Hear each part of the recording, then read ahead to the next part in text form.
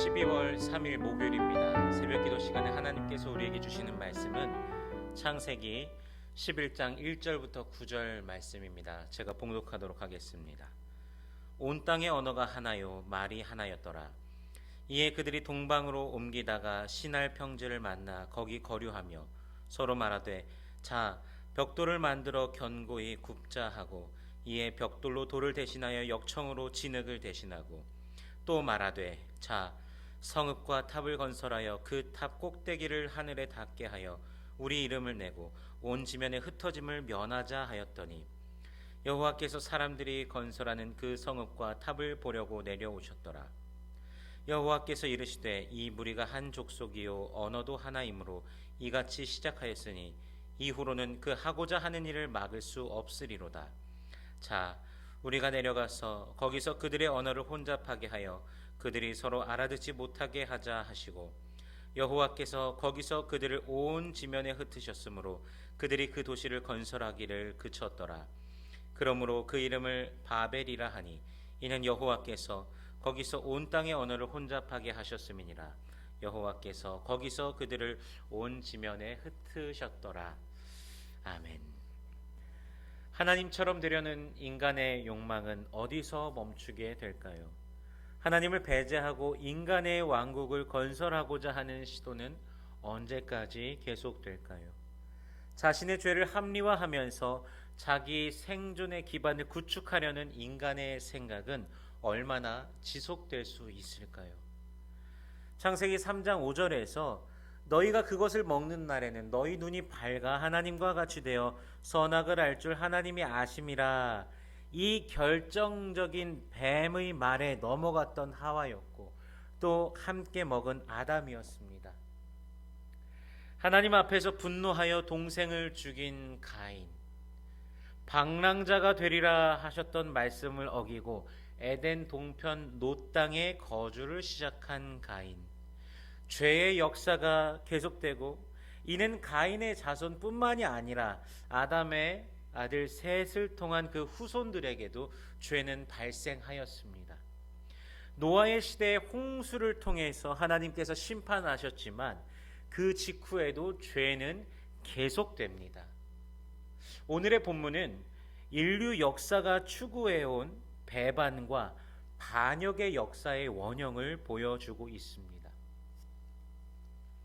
함의 아들 구스의 아들 니므롯, 용맹한 용사였던 그 니므롯을 중심으로 시날 땅에서 확장해 갑니다.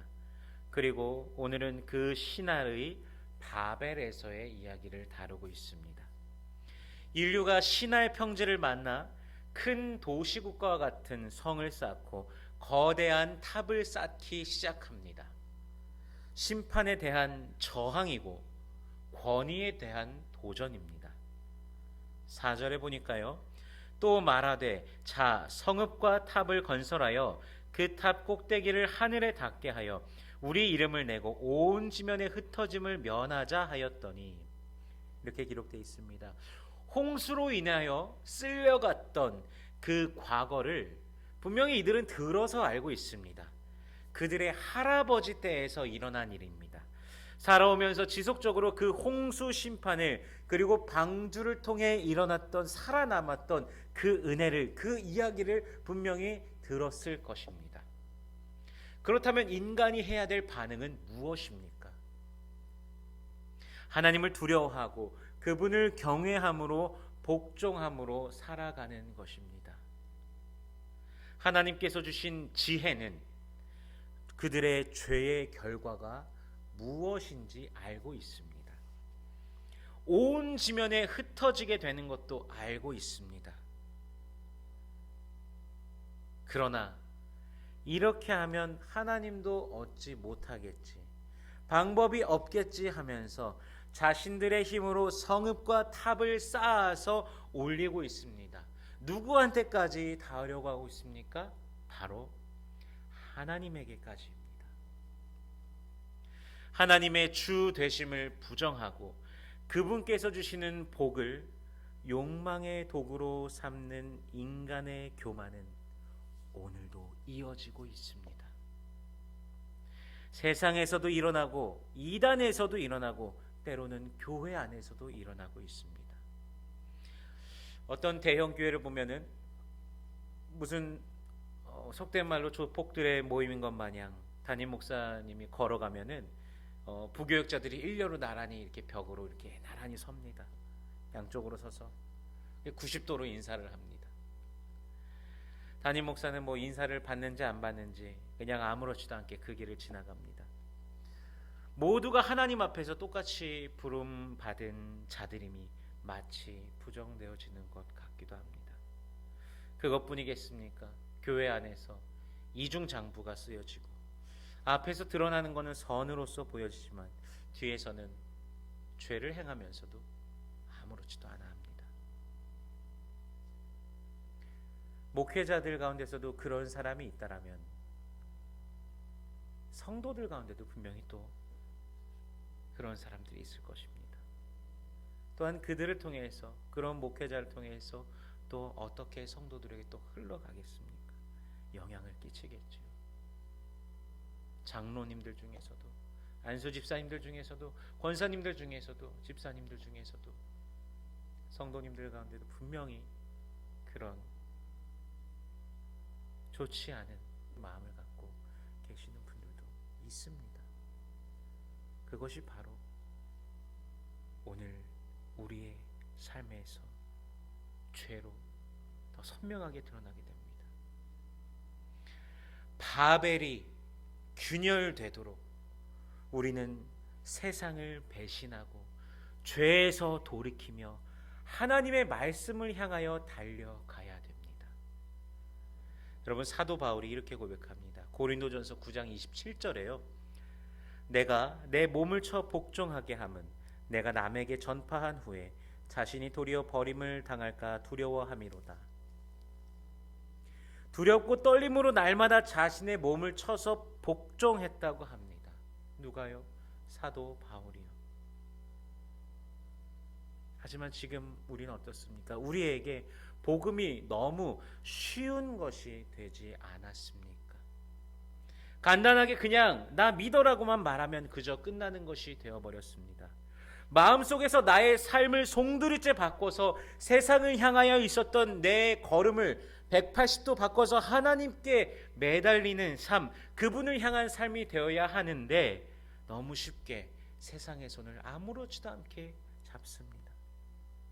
돌아온 탕자처럼 완전히 돌아와야 하는데 오다가 중간에 어딘가에 머물러 있는 것 같습니다.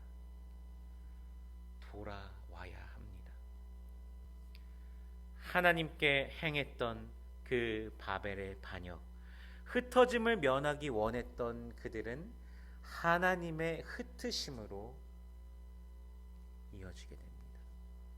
언어를 흩으셔서 뿔뿔이 언어에 맞게 흩어지게 하심으로 악의 응징력을 약화시키시고 서로가 서로를 견제하게 하심으로 잘못에 대한 심판을 하시면서도 세상의 홍수와 같은 방법으로 쓸어버리지 않겠다고 하신 언약을 다시 한번 지키십니다.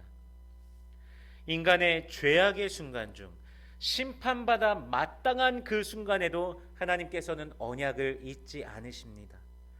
그러나 인간은 하나님을 늘 잊어버립니다. 그리고 죄를 향해서 달려갑니다. 높으신 하나님을 묵상하지 않을 때 인간의 성취는 높아 보이고요. 위대하신 하나님을 깨닫지 못할 때 인간의 문명, 이것이 크고 위대해 보입니다. 하지만 창조의 능력과 구원의 능력을 우리가 볼 때 우리의 초라함을 우리는 깨닫게 됩니다. 그리고 오늘도 그리스도의 예수의 그 은혜로 우리를 초청하십니다.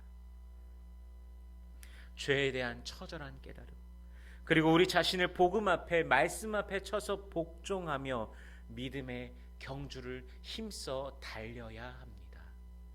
저 마지막에 이르렀을 때 주님께서 기쁘시게 안아주는 그런 우리가 되기를 주님의 이름으로 축원합니다.